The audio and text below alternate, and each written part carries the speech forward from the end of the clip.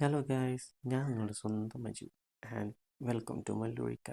Roots of evolution episode 10. നമ്മളെ സാധാരണ കാണിക്കുന്ന ഫ്ലാഷ് ബാക്ക് ആണ് തുടക്കത്തിൽ കാണിക്കുന്നത്, അതുകൊണ്ട് നമുക്കത് സ്കിപ്പ് ചെയ്യാം. അതേസമയം അസാസിനെ കാണിക്കുമ്പോൾ ഇവിടെ ആ ചെറിയ കുട്ടിയെ ചോദ്യം ചെയ്യലെന്ന പേരിൽ എന്തൊക്കെയോ കാണിച്ചു കൂടുന്നു. നീ ചെറിയ കുട്ടിയായതുകൊണ്ട് നിന്നെ ചെറിയ രീതിയിൽ തന്നെ ആരംഭിക്കാം. എന്ത്, ഇവളിപ്പോഴും തുടങ്ങിയിട്ടില്ലേ? ഇവൾ ഭയങ്കര അപകടകാരിയാണ്. അവളുടെ ചോദ്യം ചെയ്യൽ കൊടൂരമായിരിക്കും. എന്താ നീ പറയണേ? ഹേയ്, എനിക്ക് ചോദ്യം ചെയ്യാനൊന്നും അത്ര ഇഷ്ടമല്ല.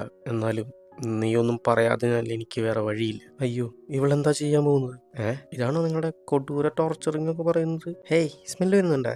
മണത്തൂക്ക്. നീ എന്തെങ്കിലും പറഞ്ഞാ ഇത് ഞാൻ നിനക്ക് തരാം, ഇല്ലെങ്കിൽ ഞാൻ തന്നെ തിന്നു. വേണ എന്ത് തേങ്ങയാണ് നിങ്ങൾ കാണിച്ചു വിടുന്നത്? ഇതൊക്കെയാണോ ടോർച്ചറിങ്? വേണോ? നിനക്ക് വേണോ? നീ പറഞ്ഞാൽ മാത്രമേ നിനക്ക് ഞാൻ തരൂ. അതേസമയം സേയിച്ചി ഡോർ പൊളിച്ചു വന്നതും നിന്റെ അടുത്ത് എന്താ ചെയ്യാൻ വന്നേ? നീ എന്താ ചെയ്യുന്നേ? അത് ഞാനിവിടെ ടോർച്ചറിങ് ചെയ്യാൻ നോക്കിയതാണ്. എന്ത്, മുമ്പിലിരുന്ന് ഭക്ഷണം കഴിക്കുന്നതോ? അല്ല, അത് പിന്നെ വിശപ്പുണ്ടായ എല്ലാം മറക്കുമെന്ന് പറഞ്ഞു കേട്ടു. അതാ ഒന്ന് ട്രൈ ചെയ്ത് നോക്കിയത്. ഓ, അങ്ങനെയാണോ? എന്നാ നിനക്കൊന്നും ഭക്ഷണമില്ലേ? അങ്ങനെയൊന്നും പറയില്ലേ. നോക്കിയ വായിലെല്ലാ ചോറും മുഖത്താക്കി വെച്ചേക്കുന്നു. എന്നോട് ക്ഷമിക്കും മാസ്റ്റർ. ഇതേ സമയം അസാസിനെ ഫ്രീ ആക്കിയ സേയിച്ചി നിനക്ക് എത്ര വേണമെങ്കിലും കഴിച്ചു. നന്നായിട്ടുണ്ട്. അങ്ങനെ എല്ലാവരും കഴിച്ചു കഴിഞ്ഞതും ഹേയ്, ഈ ബെൽറ്റ് അടിമകൾക്ക് വേണ്ടി ഇടുന്നതാണ്. ഇതിട്ട് കഴിഞ്ഞാൽ അവരുടെ മാസ്റ്റർ പറയുന്നത് മാത്രമേ കേൾക്കാൻ പറ്റൂ. അവര് പറയുന്നത് അനുസരിക്കാൻ കഴിയൂ. ഇവൾ രാജാവിനെ അറ്റാക്ക് ചെയ്യാൻ വരാൻ കാരണം ഇതാണോ? അതെ, ഇത് തന്നെയാണ് കാരണം. അപ്പോ ഇത് ഊരിയ പ്രശ്നം കഴിഞ്ഞില്ലേ? അതത്ര സിമ്പിളല്ല. ഇതാരാണോ ഇട്ടത് അവർക്ക് മാത്രമേ ഇത് ഊരാൻ കഴിയൂ.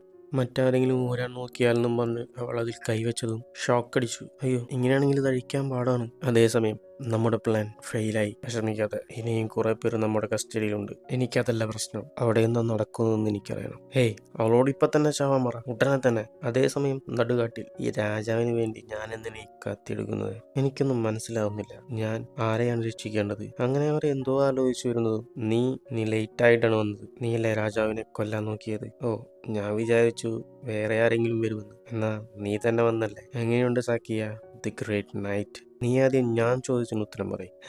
പറയാം, ഞാനാണ് രാജാവിനെ കൊല്ലാൻ നോക്കിയതെന്ന് പറഞ്ഞാൽ നീ ഓക്കെയാവോ?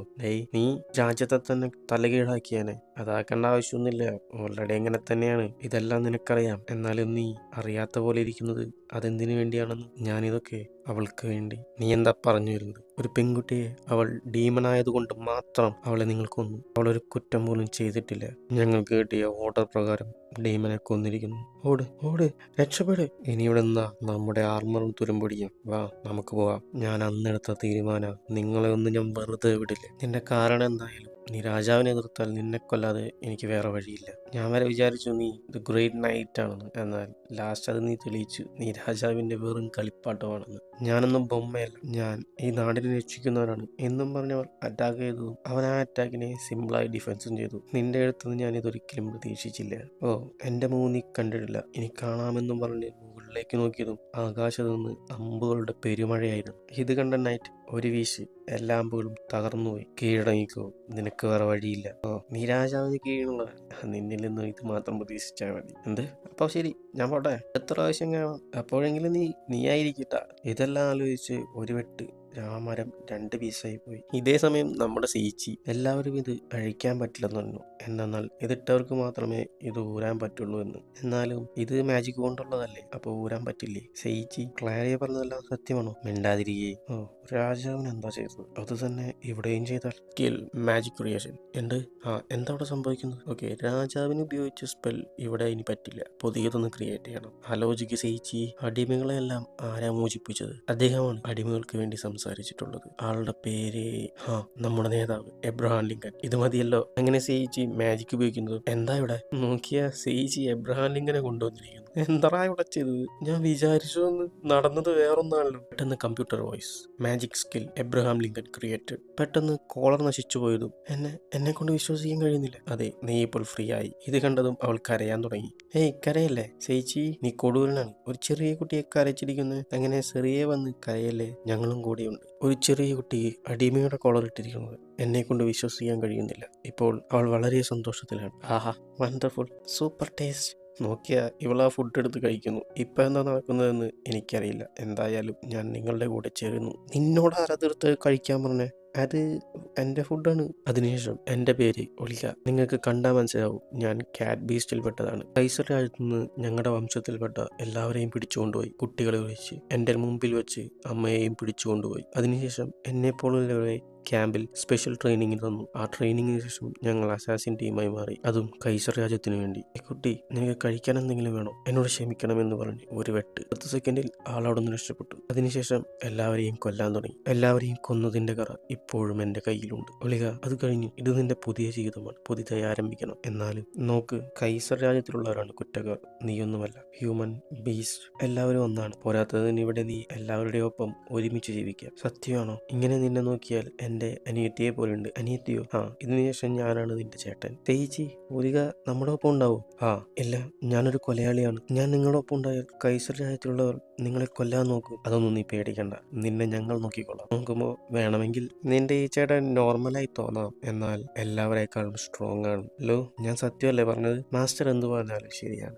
ഇവളെന്തെങ്ങനെ? എനിക്കറിയാമായിരുന്നു ഇവളെ മാസ്റ്റർ തന്നെ നോക്കുമെന്ന്. രാജാവ് ഇവളെ രക്ഷിക്കാനാണ് പറഞ്ഞത്. ശരി, എൻ്റെ പേര് സെയിജി. ഓക്കെ, എന്നാൽ ഞാൻ അങ്ങനെ തന്നെ വിളിക്കാം. അതേസമയം ഇവർ രണ്ടെണ്ണം അങ്ങോട്ടും ഇങ്ങോട്ടും പറയുന്നത് കാണിക്കുന്നു. ഡീമൺ ആർമിയുടെ സ്റ്റാറ്റസ് എന്താണ്? നമ്മുടെ പ്ലാനിങ് വളരെയധികം മാറ്റങ്ങൾ വരുത്തേണ്ടിയിരിക്കുന്നു. പുതിയ പ്ലാൻ വേണം. ഈ പ്ലാൻ മാറ്റാൻ കാരണം ഡീമൺ ലോർഡിന്റെ മകളല്ലേ? അതെ, അവൾ ഫിംബർ രാജുവുമായി ഒത്തുചേരാനാണ് പോകുന്നത്. ഇതൊരു തരത്തിൽ നമുക്ക് നല്ലതാണ്. നമ്മുടെ പ്ലാൻ ചെയ്തു നോക്കാൻ തയ്യാറല്ലേ? എല്ലാം പറഞ്ഞ പോലെയുണ്ട്. നല്ലത്. അങ്ങനെയാണെങ്കിൽ എല്ലാത്തിനെയും പരലോകത്തേക്ക് അയക്കാൻ തയ്യാറല്ലേ? അതേസമയം സെയിജി, എത്രയൊക്കെ വാട്ടർ പവർ കൺട്രോൾ ചെയ്യാൻ നോക്കിയാലും പറ്റുന്നില്ല. എന്നെ കൊണ്ട് പറ്റുന്നില്ല. വിഷമിക്കണ്ട, ഇപ്പോഴാണ് കുറേശ്ശെ വാട്ടർ പവർ കൺട്രോൾ ചെയ്യാൻ തുടങ്ങിയിരിക്കുന്നത്. ശരിയാവും. എന്നാൽ നീ ആദ്യ സമയങ്ങളെല്ലാം ഈ സ്ഥലം കടലാക്കി മാറ്റിയത് ഓർമ്മയുണ്ടോ? അല്ല, അത് പിന്നെ ഞാൻ അറിയാതെ ചെയ്തതാണ്. സെയിജി, ഇത് നോക്ക്. വാവ്, എല്ലാവരും സൂപ്പറായി ചെയ്യുന്നുണ്ട്. വാവ്, റോസാബു. അതേസമയം ലു അവിടേക്ക് വന്നു. മാസ്റ്റർ, ലു, നീ മുമ്പത്തേക്കാളും മാറ്റം വന്നിട്ടുണ്ടല്ലോ. മാസ്റ്റർ, ഞങ്ങൾക്കൊരു ഹെൽപ്പ് വേണം. എന്ത് ഹെൽപ്പ്? ഞങ്ങളൊരു ചെറിയ ജോലി കാരണം പുറത്തേക്ക് പോവാണ്. ഞാൻ തിരിച്ചു വരുന്നവരെ രാജാവിനെ സംരക്ഷിക്കാൻ കഴിയുമോ? രാജാവിനെ സംരക്ഷിക്കണമെന്നോ? അപ്പോ നീ എവിടേക്കാ പോകുന്നേ? നിങ്ങൾക്ക് ബ്ലാക്ക് പ്ലെയറിനെ കുറിച്ച് അറിയും? അറിയാം. നിനക്കെതിരെ നിൽക്കാൻ കെൽപ്പുള്ള ഒരേ ഒരു നൈറ്റ് അല്ലേ?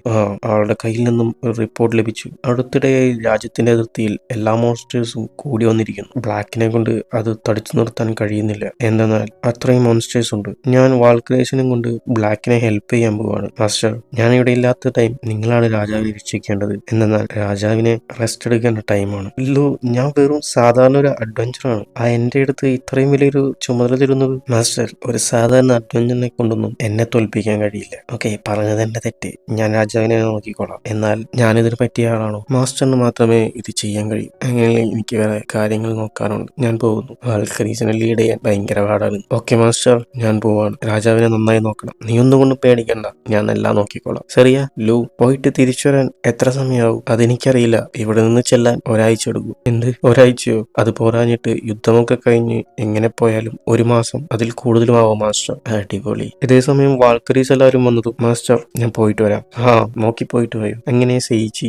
ഞാൻ ഈ ലോകത്തെ കുറിച്ച് കുറച്ചൊക്കെ പഠിച്ചിട്ടുണ്ട്. അത്ര പെട്ടെന്നൊന്നും ഇവിടെ മാറില്ല. എന്തായാലും വരുന്നിടത്ത് വെച്ച് കാണാം. അടുത്ത എപ്പിസോഡിൽ സെയിജിയുടെ സംരക്ഷണത്തിലുള്ള ആ രാജ്യം എന്തൊക്കെ വെല്ലുവിളികൾ നേരിടുന്നു അടുത്തതിൽ കാണാം. അതുവരെ ബൈ ബൈ.